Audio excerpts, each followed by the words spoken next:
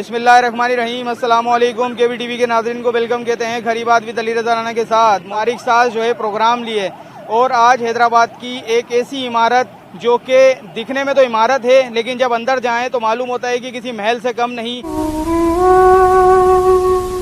پکے قلعے پہ واقع مکھی محل ہاؤس کی 1920 میں تعمیر کیا گیا۔ جس شخص نے تعمیر کیا تھا وہ حیدرآباد کی نامی گرامی شخصیت جناب جیٹھ آنند مکھی ہیں۔ یہ عمارت حیدرآباد میں ایسے مقام پر موجود ہے جو کہ نہایت تجارتی اور مصروف شہر ہے۔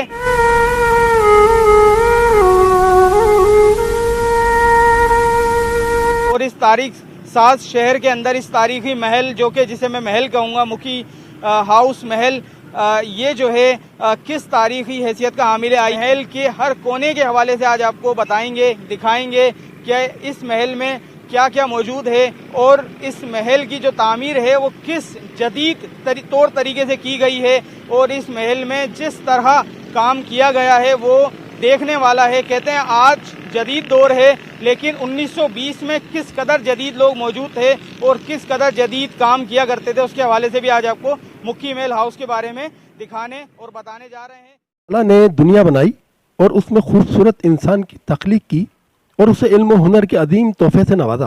آج ہم آپ کو ایسی ہی علم و ہنر کی شاہکار عمارت سے متعارف کرانے جا رہے ہیں جو کہ اپنی مثال آپ ہے، جس کی تعمیر 1920 میں اس وقت کے انتظامی امور کے سربراہ جیٹھ آنند مکھی نے اپنی خواہش کے مطابق کرائی تھی، جسے اس وقت کے ماہر انجینئر، معمار، ترخان و دیگر نے مل کر ان کی خواہشات کے عین مطابق تعمیر کیا۔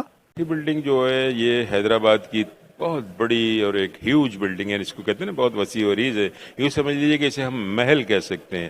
حیدرآباد میں موجود مکھی ہاؤس یا مکھی محل کی کر رہے ہیں جو کہ فن تعمیر کا جیتا جاگتا ثبوت ہے اور آج ایک صدی گزر جانے کے بعد بھی اپنی اہمیت کا احساس دلا رہا ہے اور ان مکینوں اور ہنر مندوں کی یاد دلا رہا ہے۔ اس محل کی تعمیر میں لندن سے اسپیشل پتھر منگوا کر استعمال کیا گیا۔ مسلمانوں کی آبادی زیادہ تھی لیکن بعد میں پھر یہ ہوا کہ خدا آباد سے اور دوسری جگہوں سے ہندو یہاں پر آ کے آباد ہو گئے تو انہوں نے اپنے مکانات یہاں بنا لیے اور ان کے مکانات سارے پکے تھے اور انہوں نے اپنی گلیوں کے نام پر اپنے مکانات بنائے کہ یہ فلاں کی، یہ شبدہ ثانی گھٹی ہے تو یہ لونگ بگت گھٹی ہے تو یہ بربلانی گھٹی ہے تو یہ اڈوانی گھٹی ہے، کرپلانی گھٹی ہے، ان کی گھٹیاں بنتی رہیں۔ تو ایک مکھی گھٹی تھی جہاں یہاں کے مکھیا رہتے تھے۔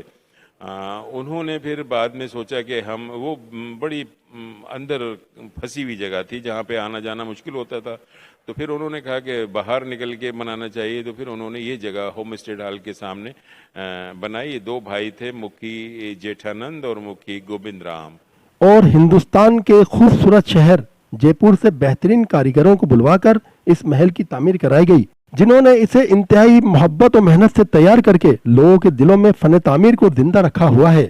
کالونیل طرز تعمیر کی یہ ایک بلڈنگ ہے جس میں گوتھک اور کورنتھین انداز اختیار کیا گیا ہے۔ تعمیر میں زیادہ تر ادھر کا جودھ پور کا، بیکانیر، سنگانیر اور یہ جیسلمیر، اس علاقے سے پتھر لگایا گیا اور ٹائلز لگائے گئے ہیں۔ اس میں سنگ مرمر کے جو ہے وہ کام ہوا ہے۔ سنگ مرمر بھی وہ کہ جو سلک سنگ مرمر کہلاتا ہے، بہت نفیس اور بہت شاندار قسم کا ہوتا ہے۔ یہ 2 منزلہ محل 2 وسیع و عریض کمروں کے علاوہ مزید 12 کمروں پر مشتمل ہے۔ محل کا اپنا فرنیچر جو کہ آتش زدگی کی بنا پر جل کر خاصتر ہو چکا ہے، لیکن اسی طرز کا فرنیچر تیار کرا کر اس محل کو آراستہ کیا گیا ہے۔ بڑے کمروں میں سلیقے سے رکھا گیا ہے اور اس کی دیواروں پر منقش خوبصورت نقش و نگار اس کی خوبصورتی میں اضافے کا مظہر بنے ہوئے ہیں۔ اس وقت میں زیر استعمال برتن، ٹیلی فون، ٹائپ رائٹر، ہتھیار، تلواریں، پستول، بیڈ روم میں داخل ہوں تو اندازہ ہوتا ہے کہ انہوں نے انتہائی سلیقے سے بیڈ روم، خوبصورت بیڈ بما چھت، سائڈ ٹیبل، اس پر رکھے لیمپ، ڈریسنگ ٹیبل، خوبصورت ڈبل صوفہ، زمین پر بیڈ کے دونوں اطراف خوشنما قالین بچھائے گئے ہیں۔ باقی جو اس کے دروازے ہیں، جو اس کی جو ہیں کبرڈز ہیں یا دوسری الماریاں ہیں، ان سب وہ شاید برما ٹیک کی ہیں اور شیشم کی ہیں۔ بیرونی دیوار پر گیلریاں بنائی گئی ہیں جنہیں لوہے اور لکڑی کی آمیزش سے تیار کردہ گرل سے آراستہ کیا گیا ہے اور ان پر نصب لکڑی کے خوبصورت دروازے ان کی خوبصورتی میں اضافہ کر رہے ہیں۔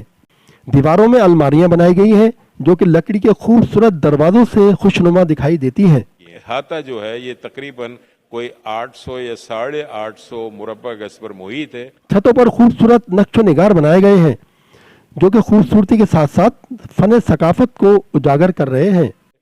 ایک طرف روڈ ہے، دوسری طرف آبادی ہے، یعنی سامنے کی طرف روڈ ہے، اور بہت ہی یوں سمجھ لیں کہ اتنا اچھا لگتا ہے جب اس کو دیکھیں۔ اگر اسے باہر سے دیکھا جائے تو یہ ایک محل نما عمارت دکھائی دیتی ہے، اور اس کی چھت پر تعمیر کیا گیا ایک گنبد اس کی خوبصورتی کو چار چاند لگا رہا ہے کہ یہ گنبد مندر کے طور پر استعمال کیا جاتا تھا۔ کہ ایسا لگتا ہے کہ جیسے ایک بہت بڑا محل اور اونچائی کے اوپر قائم ہے، جہاں سے دور تک کی فضا، اس زمانے میں حیدرآباد اتنا بڑا نہیں تھا، تو یوں سمجھ لیں کہ جیم خانہ تک کی وہاں سے دیکھا جا سکتا تھا، جیم خانہ تک کو۔ تو یوں میں کہہ سکتا ہوں کہ یہ حیدرآباد کی سب سے خوبصورت بلڈنگوں میں سے ہے۔ یہ محل اینٹوں کے علاوہ بلاکس پر تعمیر کیا گیا ہے۔ اندرونی حصے میں داخل ہوں تو لکڑی کے زینے بنائے گئے ہیں جنہیں لکڑی کی خوبصورت گرلوں سے آراستہ کیا گیا ہے۔ یہ محل سفارت خانے کے طور بھی زیر استعمال رہا ہے۔ 2009 میں حکومت سندھ نے اس محل کو سنبھالنے اور اس میں میوزیم بنانے کا فیصلہ کیا، اور 2013 میں مکھی خاندان نے اپنے اس محل کو بخوشی حکومت سندھ کے حوالے کر دیا، اور آج اس محل میں مکھی میوزیم قائم ہے۔